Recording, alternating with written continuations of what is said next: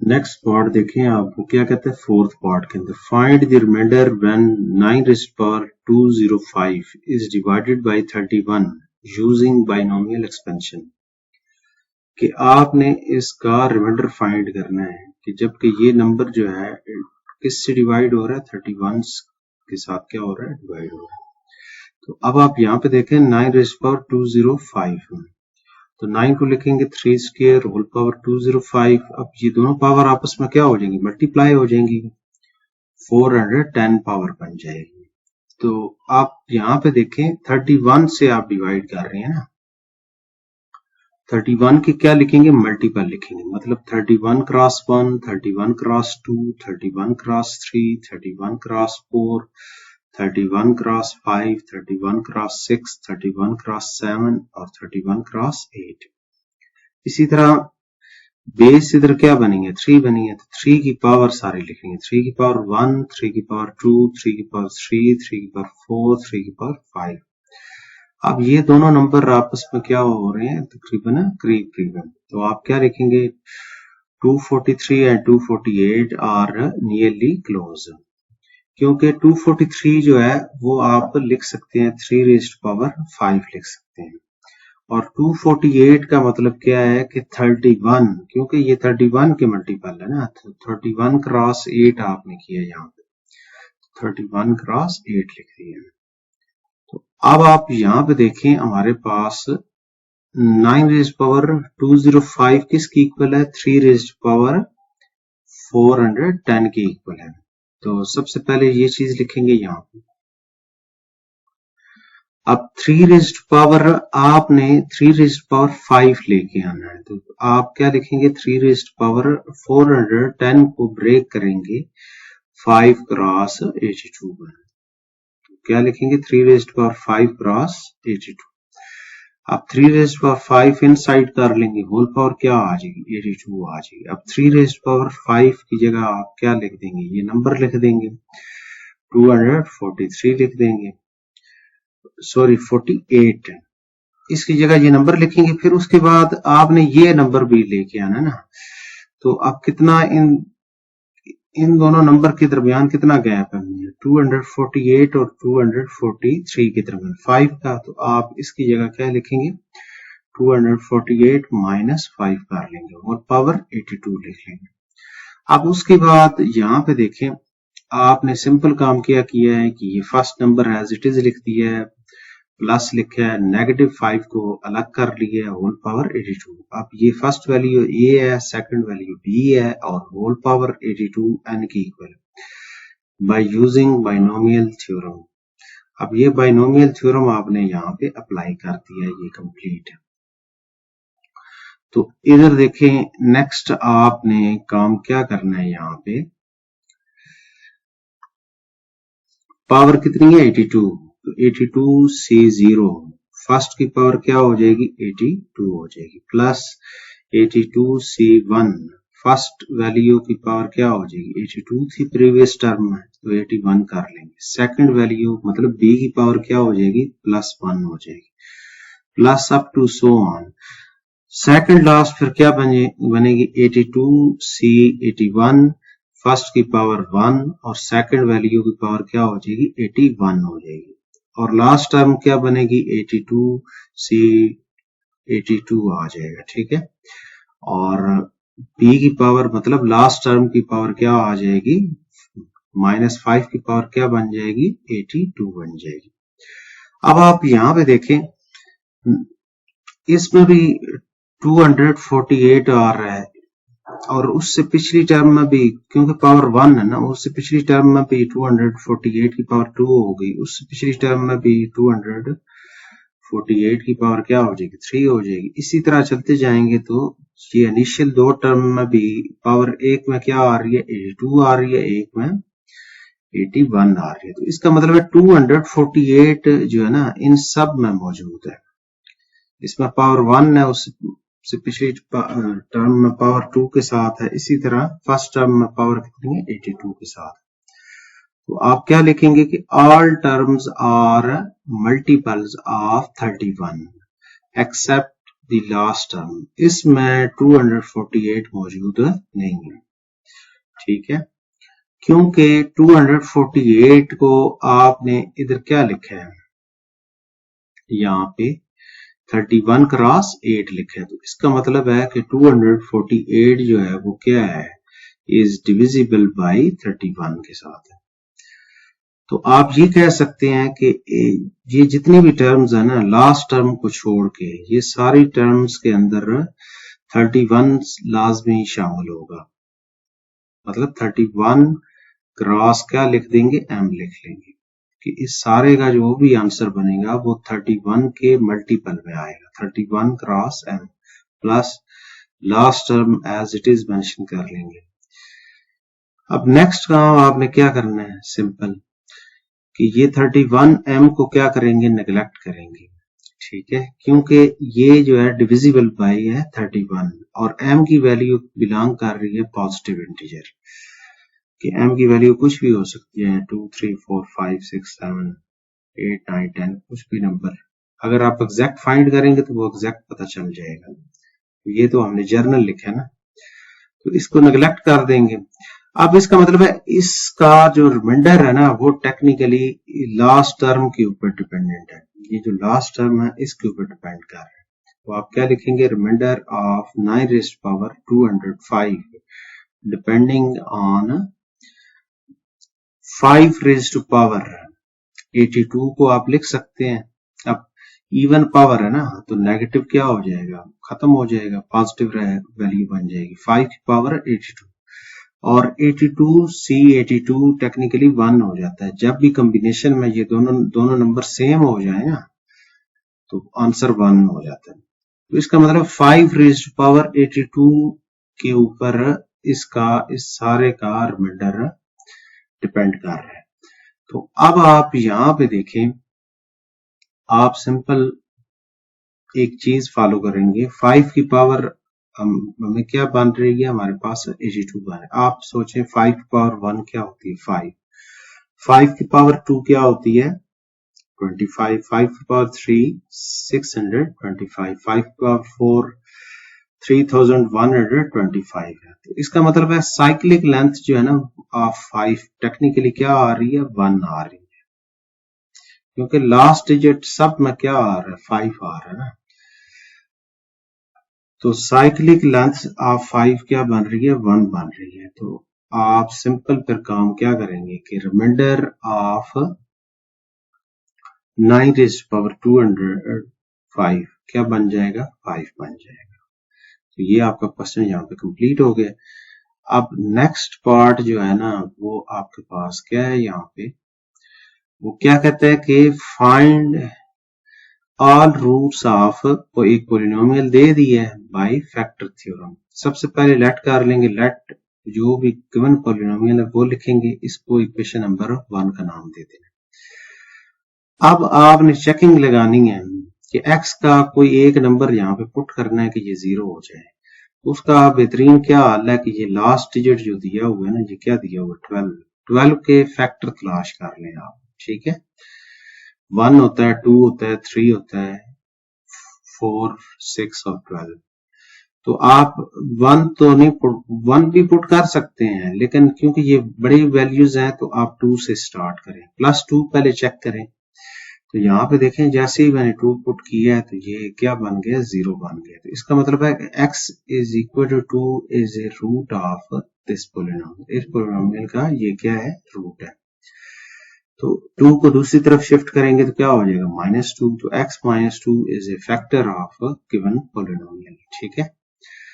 तो other find करने के लिए सिंथेटिक डिवीजन भी अप्लाई कर सकते हैं और ये लॉन्ग डिवीजन वाला मेथड भी अप्लाई कर सकते हैं। यहाँ पे देखें मैंने पोलिनोमियल इनसाइड लिखा है और x -2 से डिवाइड किया, तो इसका आंसर क्या बन गया, x² - x -6 आ गया। ये आपके पास क्या आ गया, क्वोशिएंट आ गया। अब इस क्वोशिएंट को आपने मिड टर्म ब्रेक कर लेना है। ये मिडिल टर्म क्या कर लेनी है, 2 टर्म्स में स्प्लिट कर लेनी है। x² - 3x + 2x - 6, फर्स्ट 2 में से x कॉमन आ जाएगा, लास्ट 2 में से +2 कॉमन आ जाएगा, x - 3 कॉमन और रिमेनिंग x + 2 आ जाएगा।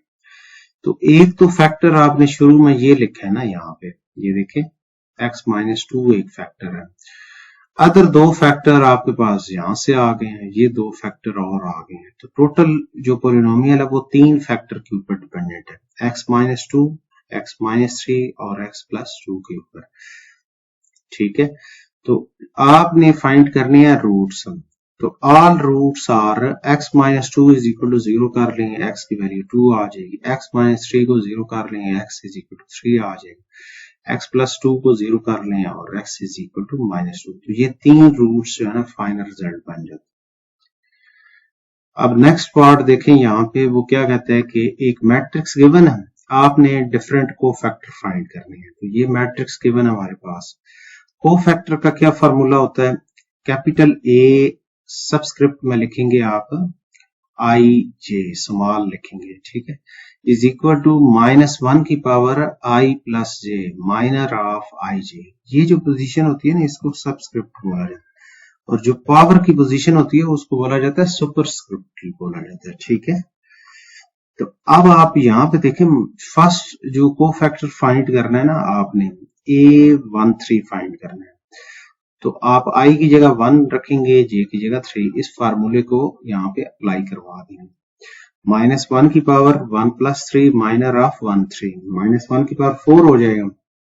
माइनर ऑफ 1 3 का मतलब ये है कि आपने सिंपल काम क्या करना है यहाँ पे कि फर्स्ट रो, ये आपके पास फर्स्ट रो है, फर्स्ट रो और थर्ड कॉलम इसको स्किप करेंगे तो ये टोटल 4 नंबर, ये 2 और ये 2 नंबर आ जाए। ठीक है, अब सबसे पहले प्रिंसिपल डायगोनल मल्टीप्लाई करेंगे, माइनस का एंटी डायगोनल करेंगे, तो 12 - 12 0 हो जाएगा, ये 0 आ जाएगा। इसी तरह नेक्स्ट को फैक्टर A23 -1 की पावर 2 प्लस 3 माइनर ऑफ 2 3, -1 की पावर 5। अब सेकंड रो थर्ड कॉलम ये स्किप करेंगे तो 1 2 और 3 और 6 आ जाएंगे। ठीक है, अब -1 की पावर ऑड है तो -1 आ जाएगा, 1 6 के साथ मल्टीप्लाई करेंगे 6, माइनस फार्मूले का लगाएंगे 3 2 के साथ मल्टीप्लाई करेंगे 6, ये भी 0 आंसर आ जाएगा।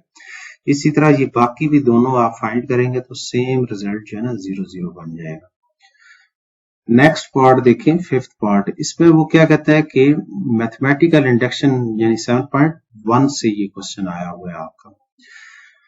यहाँ पे देखिए, प्रूव बाय मैथमेटिकल इंडक्शन, आपने क्या प्रूव करना है कि 2 raised power n greater than or equal to n plus 1 for all n greater than or equal to 1। तो सबसे पहले जो स्टेटमेंट है उसको लेट कर लेंगे p of n, 2 raised power n greater than or equal to n plus 1 for all n greater than or equal to 1। ये condition है n की कि n यहां से आप स्टार्ट कर, तो बेसिस स्टेप जो फर्स्ट स्टेप होता है उसमें क्या पुट करेंगे, n इज इक्वल टू, क्योंकि n greater than or equal to 1 है ना, तो n इज इक्वल टू 1। अगर यहाँ पे 3 होगा तो 3 पुट कर रहे हैं, यहाँ n is equal to 1, 1 put करेंगे, 2 raised power 1 greater than or equal to 1 plus 1, ये आ जाएगा।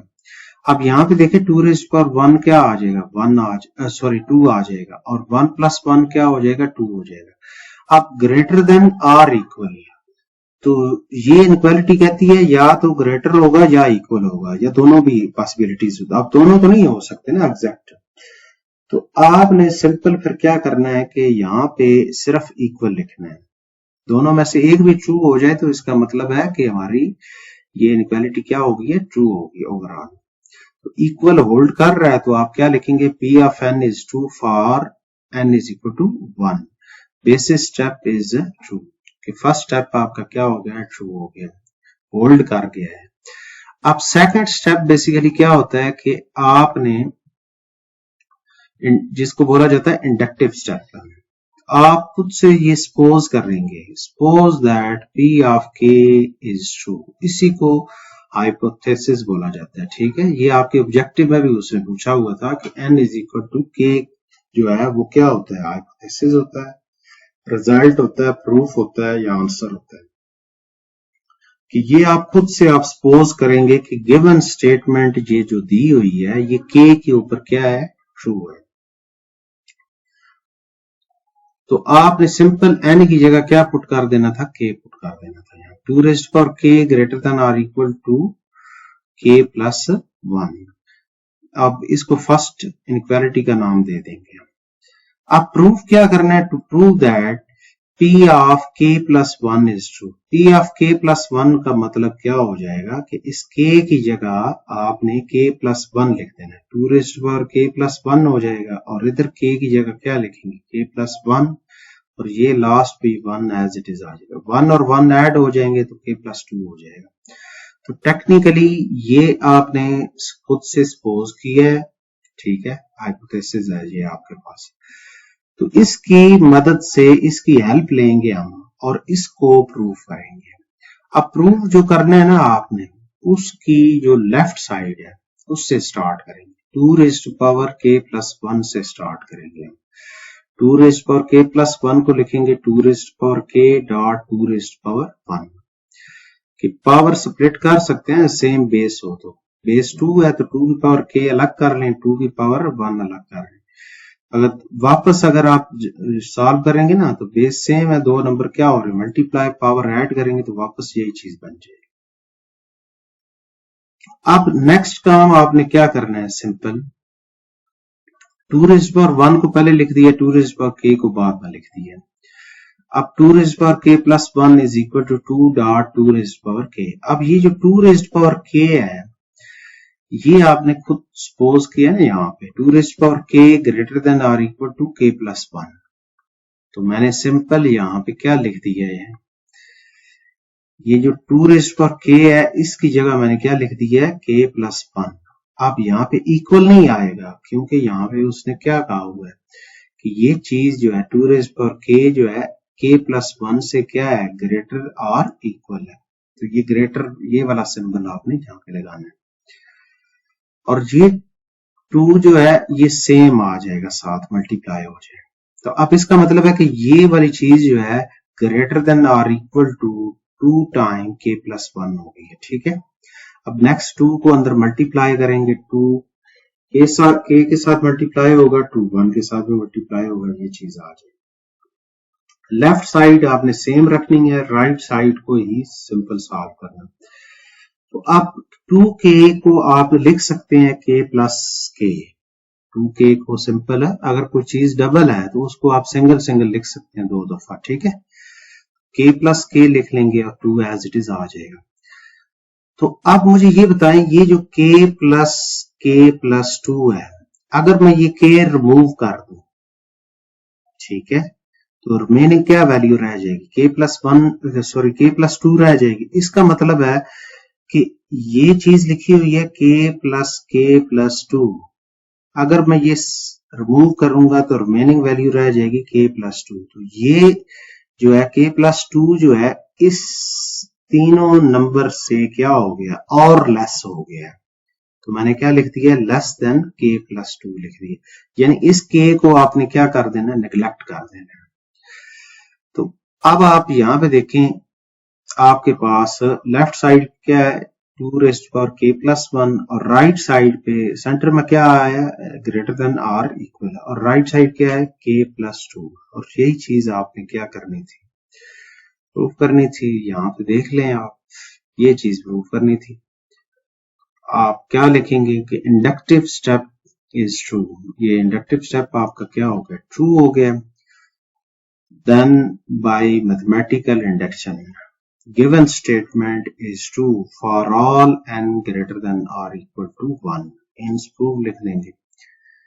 अब नेक्स्ट पार्ट देखें आप, ये फर्स्ट चैप्टर से दिया हुआ है कॉम्प्लेक्स नंबर से। तो अब आप यहाँ पे देखें, वो कहते हैं कि solve the following equation, 2 plus iota w read कर लें, ओमेगा रीड कर लें, w रीड करें, w is equal to 1, 3 minus iota z plus 5 w is equal to 2 minus iota. ये फर्स्ट इक्वेशन है, ये सेकंड इक्वेशन है। अब फर्स्ट इक्वेशन से सबसे पहला काम क्या करना है कि w के साथ जो नंबर कॉम्प्लेक्स नंबर क्या हो रहा है मल्टीप्लाई, वो दूसरी तरफ जाके क्या हो जाएगा डिवाइड हो जाएगा। अब उसके बाद यहाँ पे देखें डिनोमिनेटर में कॉम्प्लेक्स नंबर आ गए ना, तो आपने रैशनलाइज करना है, इसका कॉन्जुगेट मल्टीप्लाई और डिवाइड कर लेना। ये ऊपर वाली वैल्यूज आपस में मल्टीप्लाई हो गई, नीचे आपने फार्मूला अप्लाई कर लिया, a plus b a minus b, a square minus b square. ऊपर वाली वैल्यू सेम आ जाएगी, 2 का स्क्वायर 4 और आयोटा स्क्वायर की जगह -1, माइनस माइनस क्या हो जाएगा +1, तो 4 + 1 क्या हो जाएगा 5। अब 5 को आपस अलग अलग डिवाइड भी कर सकते हैं, ठीक है। फिलहाल आप ये सेम रखें, ये W का आंसर आ गया। अब इसको आपने पुट करना है सेकंड इक्वेशन, यहाँ पे पुट करना है, इधर W की जगह पुट कर देंगे हम। तो अब आप यहाँ पे देखिए सेकंड इक्वेशन में आप जब पुट करेंगे तो 3 - आयोटा z, आप इधर देख भी सकते हैं, ये फर्स्ट वैल्यू सेम आ जाएगी, यहाँ +5 भी सेम आ जाएगा, और W की जगह W की वैल्यू पुट कर लेंगे, इक्वल के बाद वाली वैल्यू भी सेम लिख देंगे। 5 और 5 आपस में क्या हो जाएंगे कैंसिल, जैसे ही कैंसिल करेंगे तो हमारे पास क्या वैल्यू आ जाएगी, Z वाली वैल्यू एज इट इज लिखते जाना है, plus 2 - iota is equal to 2 - iota. अब 2 दूसरी तरफ शिफ्ट करेंगे -2 हो जाएगा, माइनस आयोटा दूसरी तरफ शिफ्ट करेंगे तो प्लस आयोटा, आपस में क्या हो जाएंगे कैंसिल, तो राइट साइड 0 हो जाएगी।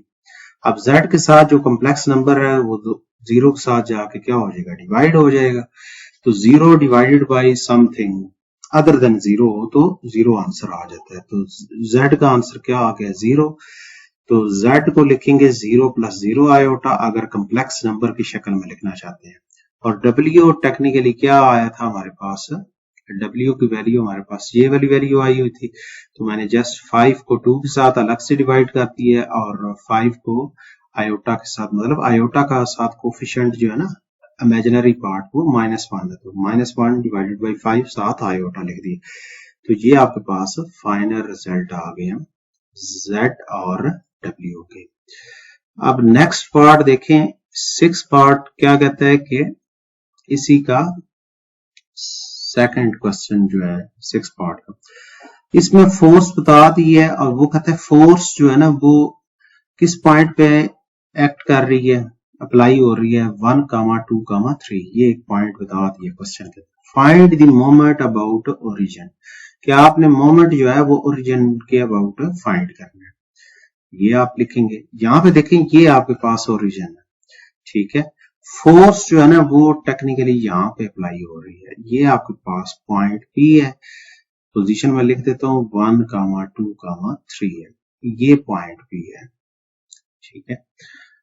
तो अब आप यहाँ पे देखें फोर्स इस पॉइंट पे अप्लाई हो रही है, तो ओरिजिन से इस पॉइंट तक जो डिस्टेंस जो वेक्टर बनेगा ना, वेक्टर जिसको हम डिस्प्लेसमेंट वेक्टर बोलेंगे वो R वेक्टर बन जाएगा, ठीक है।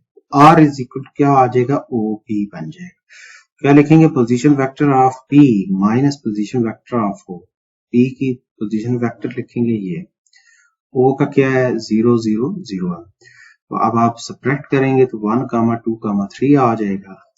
तो वेक्टर फॉर्म मतलब IJ की फॉर्म में, यूनिट वेक्टर की फॉर्म में जब आप लिखेंगे 1I + 2J + 3K आ जाएगा।